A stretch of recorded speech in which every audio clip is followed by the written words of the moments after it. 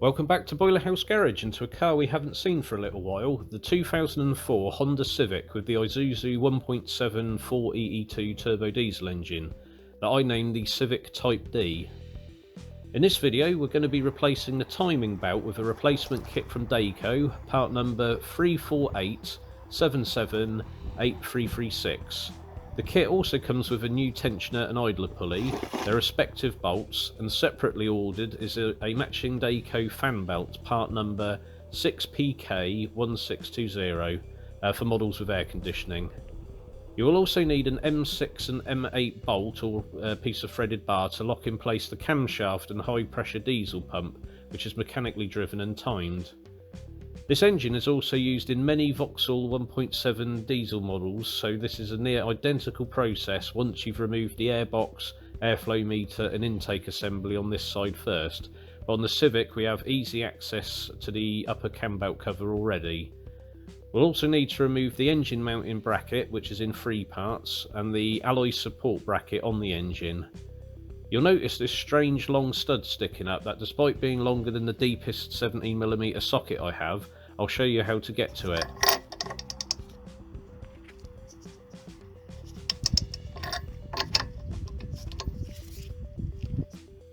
You can see I'm already set up with the offside front on an axle stand. The wheel is off and the plastic front part of the wheel arch liner is designed to be easily removed for access. Mercifully, you don't have to fight with the crankshaft pulley bolt, but can instead remove it with its 4 smaller bolts. But let's start with the engine mounting bracket. So the idea here is to place a long reach socket over the nut, then raise it a few millimetres where it's still able to grip the top of the nut, but give us room to place a ratchet square in the top, which will also only be in a few millimetres. Then you can undo it. You can see this easier here as the little ball joint on the extension bar isn't locked into the socket but sat in just enough to be able to undo it. I've also loosened the other 17mm nuts as I'm having to work one-handed while I'm filming, as during working on this car I didn't have any of my phone stands. You can see how awkward it is trying to use tools and film with a flimsy phone at the same time.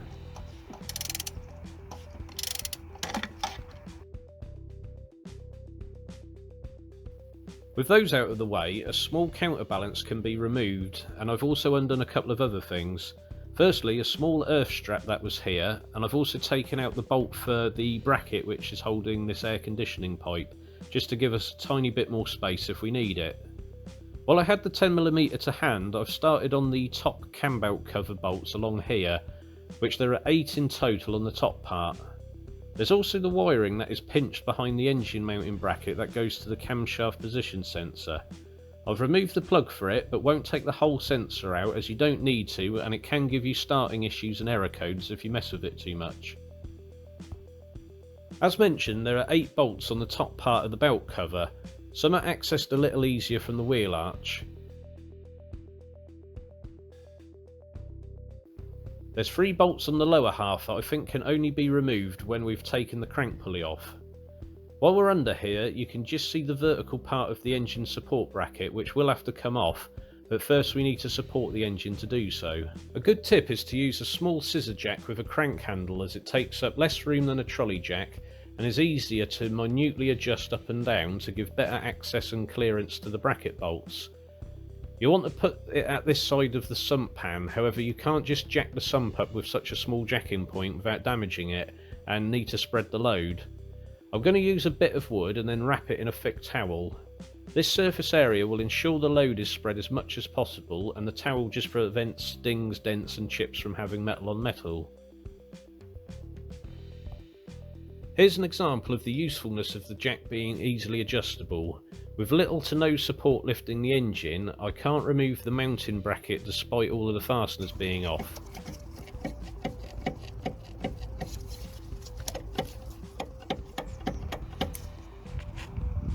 So with less than half a turn on the jack's handle, the bracket is now completely loose and lifts away easily.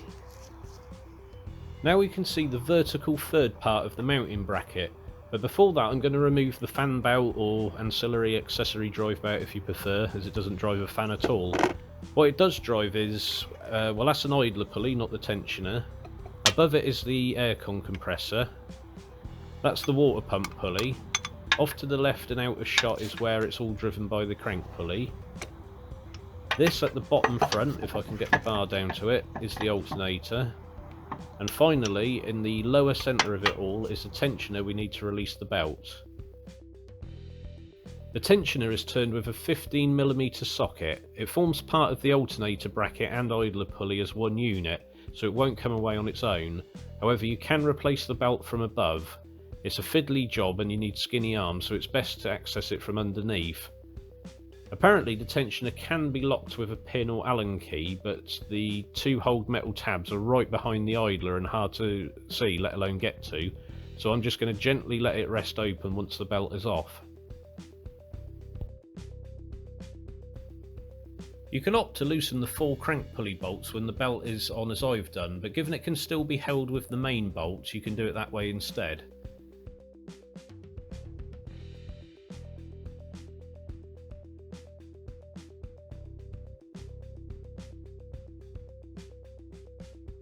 So despite that rusty coloured line along the centre of the belt, which seems to be from the grotty old pulleys, this belt is in good condition. It's not showing any signs of cracking or deterioration, so I'll probably refit this one and save the new one for a later date.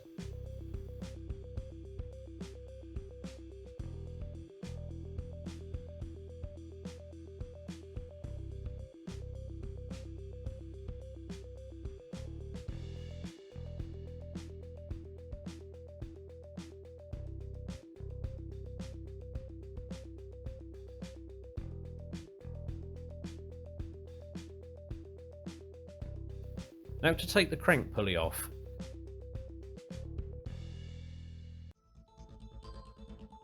As we have a few different bolts laying around, it's worth keeping them organised, as there's a couple of long ones in amongst the bolts that hold the cam belt cover on.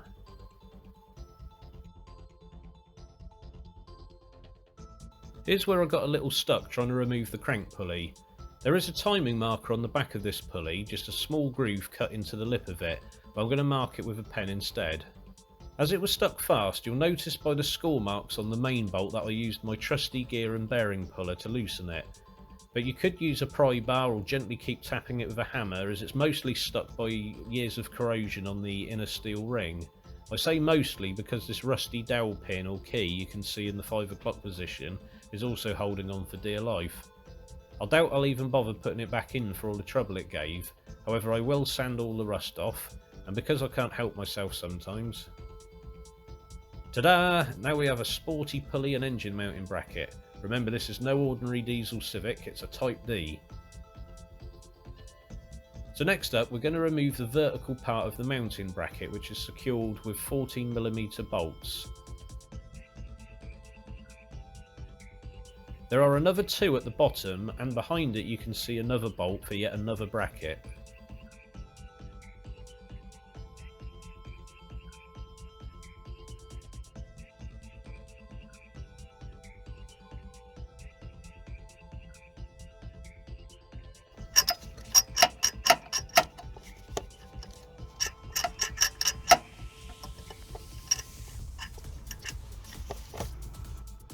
Now we see the next example of using the jack to lift this side of the engine up a lot higher so the long bolts can clear the chassis rails. Remember, this is how we'll be putting it back together too.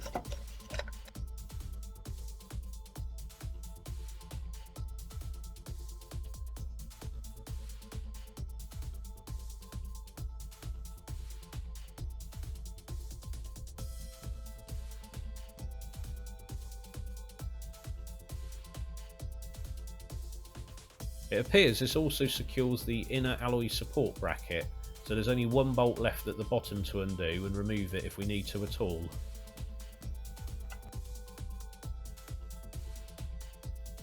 I need to remove this brown wiring clip here to get full access to the upper cover, and now with it unbolted and the camshaft sensor wire loose, it should pull away.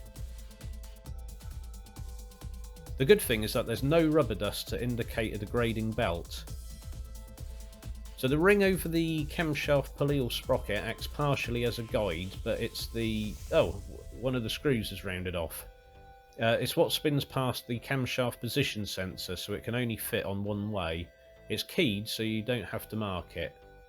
With that out of the way, it makes fitting the belt easier, and it means you don't have to even touch the sensor.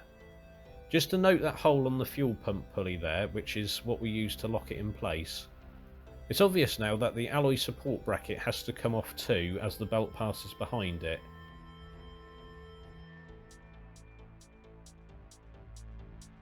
Now that's the bracket out the way and the not awkward at all removal of the lower part of the cam belt cover.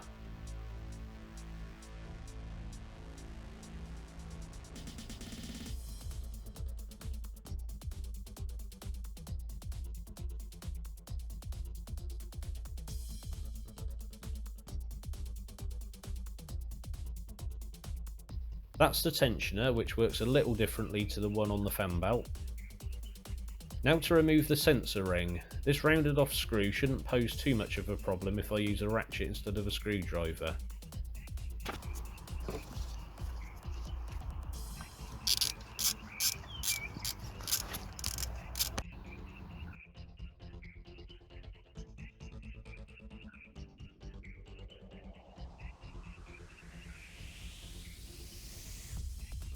I think it would be prudent to replace the rounded off screw, which is actually a small bolt. I have one that's the same size thread, just a little longer, so I'll saw off the excess and make a new one. I'll just double check that thread.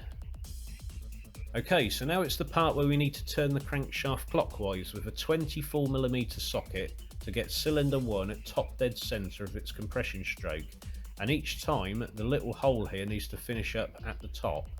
There's another timing marker for when the pulley is on, which I'll be marking as well. The fuel pump, which is just above this oil pump on the left here, also needs to be locked in place, so we end up needing to keep turning the engine over by hand to have all three lined up. Just to note, on Vauxhall and other applications of this 4EE2 engine, the pulleys may look to be a different design than these, but the fundamentals are the same.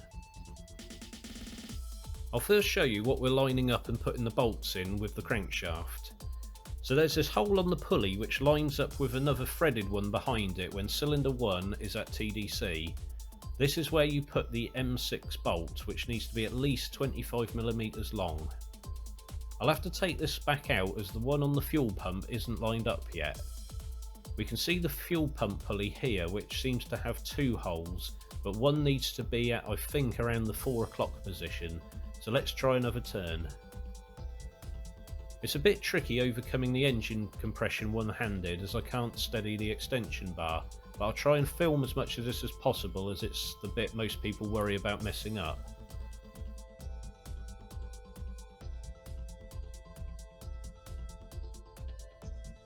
Now, since the camshaft did line up, one turn of the crank on a 4-stroke engine is only half a turn of the cams, but let's see where the fuel pump has moved to.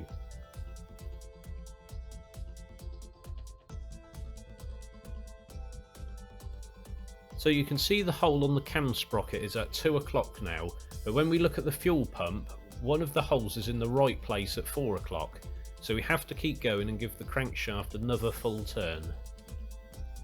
Now the camshaft is back to where it was, and looking down at the fuel pump, that is now lined up for us.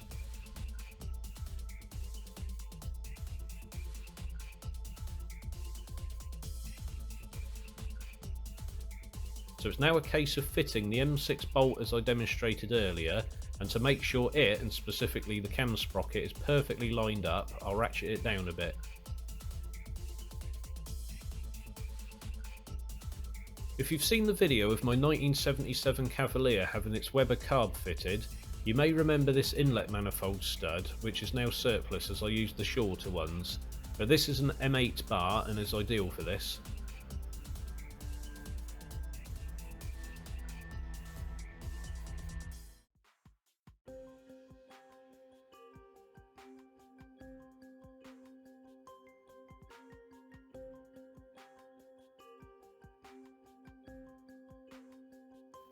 This isn't strictly necessary, but I'm marking the direction of the belt just in case the new one turns out to be the wrong size or faulty. Then it gives you the option to refit the original, but it must be fitted back the way it's bedded in after years of use. While I have a pen to hand, I'm also going to mark where this bottom pulley points to the timing pointer. Easier said than done at this angle, but as long as it looks the same when we're back together, and of course the belt teeth are several millimetres apart anyway.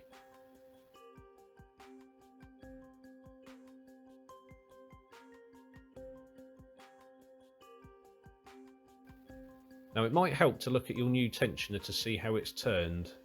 You need a large Allen key to take the tension off, but the spring is hooked over this stud on the engine to apply automatic tension. However, the bolt that secures the tensioner to the block acts as a lock, so that the tension applied by the spring is set in place and in a fixed position. This means if the spring fails or weakens, it still doesn't move, nor does the tension adjust over time. First, I'm going to undo the tensioner bolt a few turns.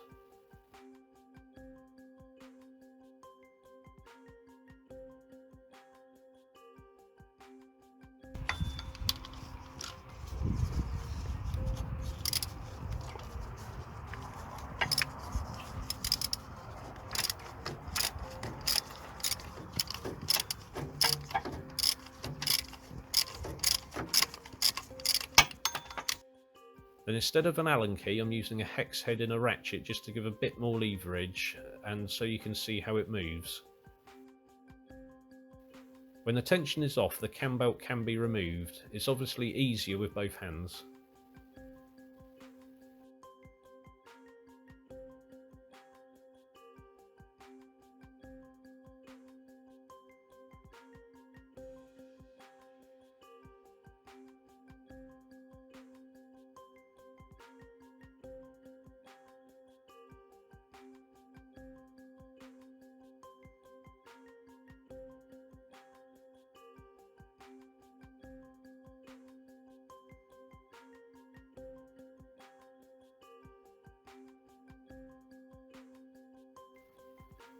So it's an Isuzu part, it's in pretty good shape. It's worth just having a look to make sure that there's no oil or contaminants which could indicate a problem somewhere, or any splits in the rubber if a small stone had got into one of the sprocket gears.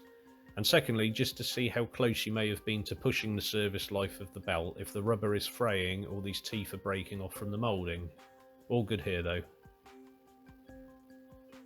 Now that tensioner bolt can come out fully to remove the tensioner itself. We also have an idler pulley at the back here to swap over. A 17mm bolt secures it. Sometimes you hear cars making a bit of a squeal or a bearing hum as they're running. This is often either the alternator bearing or any of the idlers or tensioners like this.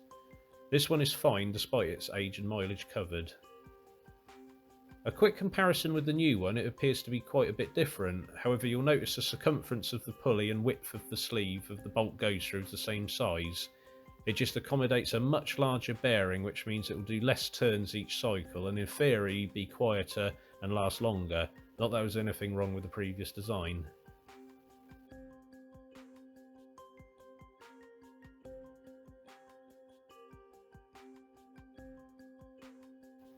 I'm just tightening it crudely, but will use a torque wrench when I have one to hand.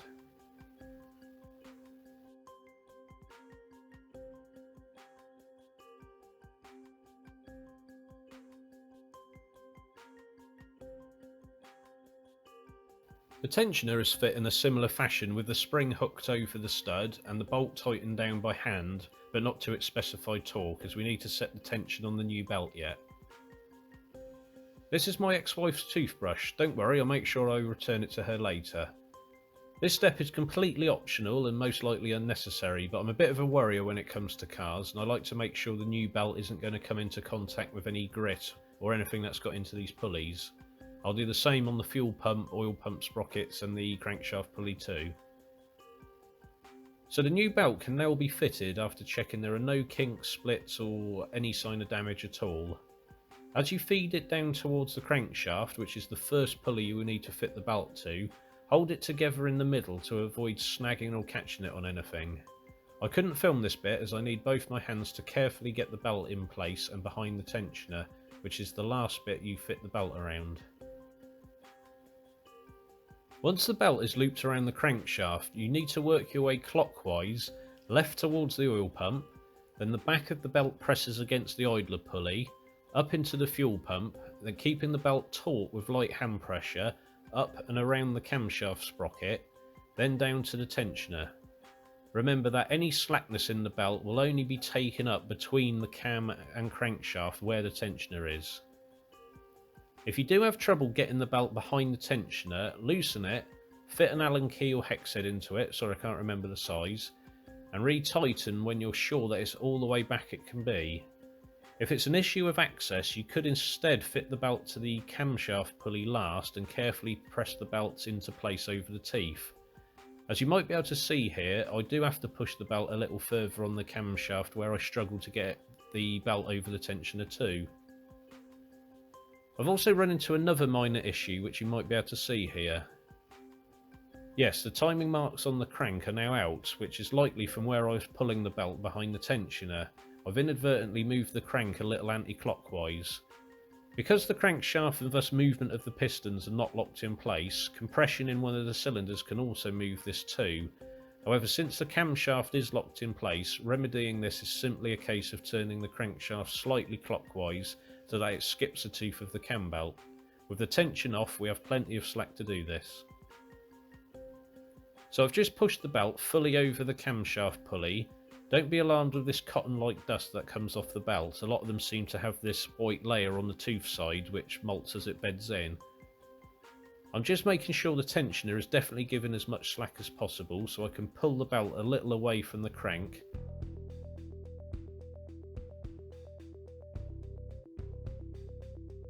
Then turn the crank slightly clockwise, so now the arrow I marked is lined up with the timing pointer, or you can gauge it by having that pinhole facing directly upwards. Now I'm happy the belt is seated and the timing marks line up, we now get to a step where the Vauxhall and Honda standard differ. The former says that the belt tension is automatically set at this stage and we do a test rotation, torque everything down and start reassembly. However, the Honda manuals say you have to go through a process that I'm about to do here. These are the same engines, so if you wanted to skip this a la the Vauxhall method you can, or if you're a bit more thorough then go through the following tension setting method here.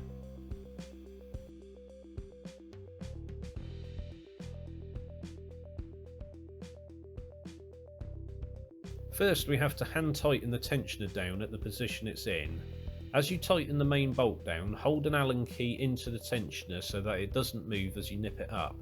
It will be loosened and re-tightened a couple more times in this process.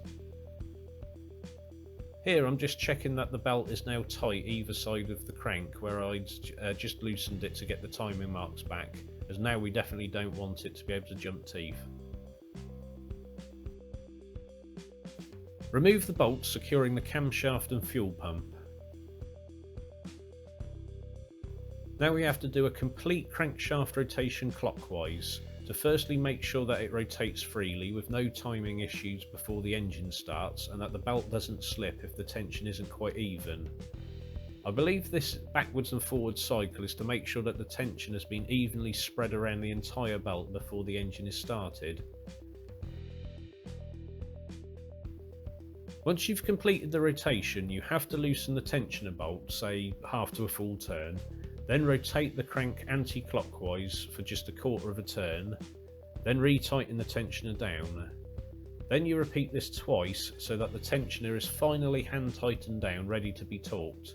Again, hold it in place with an Allen key as you tighten it down, as this will make it easy to torque up without the tensioner moving as you do so.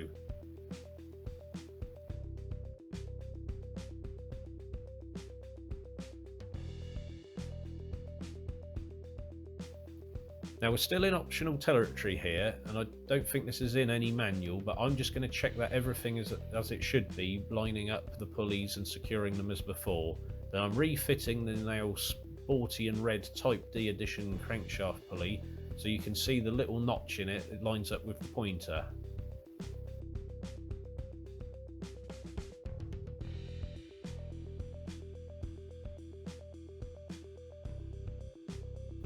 If you omitted the forwards and backwards tensioner setting as per the Vauxhall workshop manual standard, then here's the point where we're at, where we can torque up the tensioner and idler, then look to reassemble. Set your torque wrench to 60 Newton meters or 44 foot-pounds for the Honda, but 49 Newton meters or 36 foot-pounds on the Vauxhall versions, and torque up the tensioner.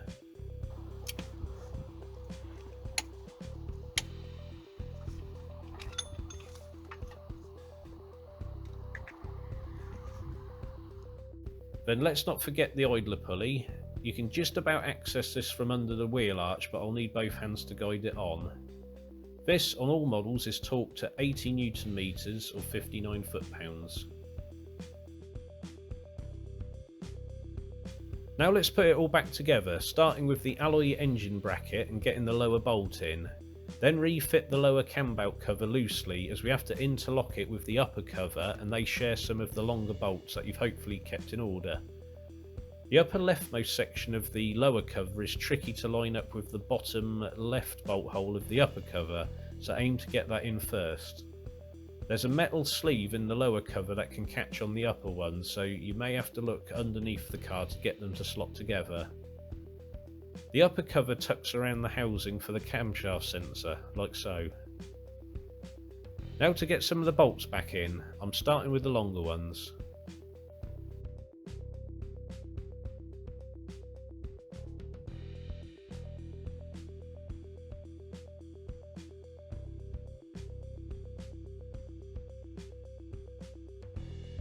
Then the 4 shorter upper bolts.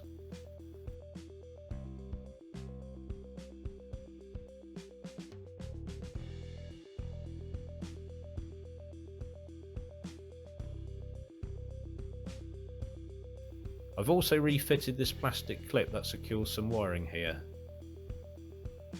After that, push the plug for the camshaft position sensor back in, then follow it back so you can re-secure its wiring in the plastic strip here with another of the longer bolts. That goes in here. Now to make things a bit easier with refitting the engine mounting brackets, I've raised this side of the engine up again using the scissor jack below. I'm also going to remove these bolts or threaded bars from the bracket, just so I can line up the bolts with the holes easier, as the geometry of the bracket in relation to the engine mount itself will be a little off, and so I have options as to which side I can secure the horizontal bracket with first. I'll reattach the bottom of this earth strap wire, or whatever it is, before my access is impeded by the engine mounting brackets.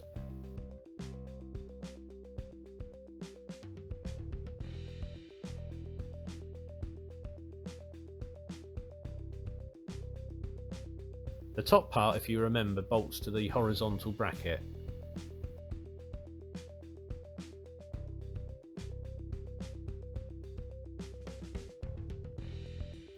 With the vertical bracket now in place, we need to torque its 3 bolts down to 60 Newton meters or 44 foot-pounds. Now the sporty red Type D edition horizontal mounting bracket can be fitted in place. The area I left bare metal is where the wire attaches. So you may have to lower the jack a little to get the bracket to sit over the mount on the inner wing side. It's got a little give to it, so it is best left to fit that one last. Once it's sat over, you can then refit this balancer weight, or whatever it is.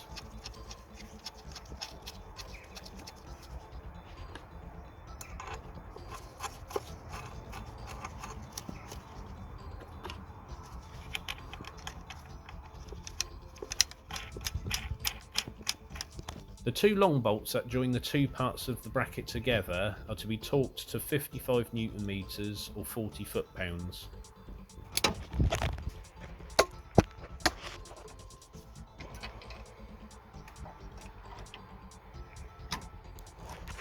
The engine mount itself on the inner wing is only torqued to 35 Newton meters or 26 foot-pounds, since it's going through a rubber bush which absorbs the vibration from the engine. That's the top part of the earth wire strap thingy. And also to fasten this aircon hose brackets. I've no idea if it helped with access or not, so this step could most likely be skipped. As the engine is now secure in its mount, the jack and support block can be removed from under the sump. I'm refitting the 4 bolts that secure the crankshaft pulley, as the last step here is to fit the fan belt, or ancillary accessory belt, whatever they're called these days. It may seem odd refitting the old one since I do have a replacement, but it only looks dirty on the outside edge from the grooves in the 2 pulleys. The ribbed contact part of the belt is in good condition, so I'm keeping the new one as a fresh belt, so when I come to sell the car I can fit it then, so there's an obvious and visibly new belt when somebody comes to look under the bonnet. So with the belt fed around the aircon pump at the top, behind the idler, then over the alternator, then all the way to the crank pulley, you'll notice the loop that tucks over the tension is sat quite far back between the crank and the water pump. Because the wheel arch access is already open, it will be much easier to fit there than from above. However, you do have access provided you use a long thin bar and know that the tension is loosened by turning it clockwise, as in you'll pull the bar towards the front of the car from above.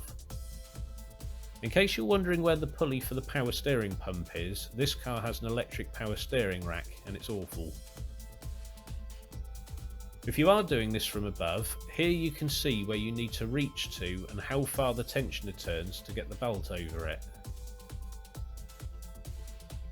From this angle, the clockwise turn moves about 45 degrees. It may travel further, but I've awkwardly placed the camera on the suspension.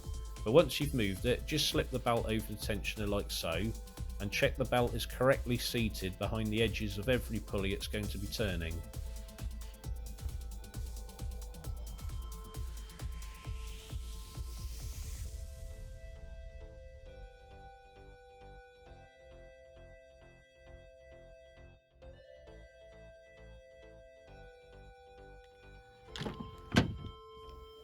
The job is now complete and the engine can be fired up, where we hopefully don't hear any squealing belt or bearing noises.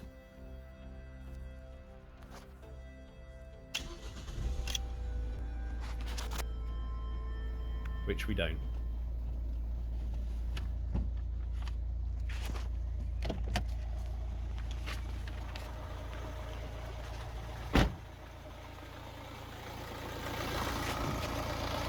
So that brings us to the end of quite a long video. Please like the video if it was useful or interesting to you, and if you want to be super awesome, please subscribe if you're not already.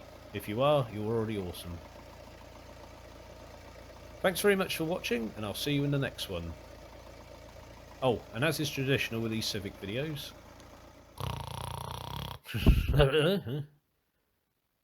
What doing? I'm trying to sleep, Coco. Ah, okay. I sleep too.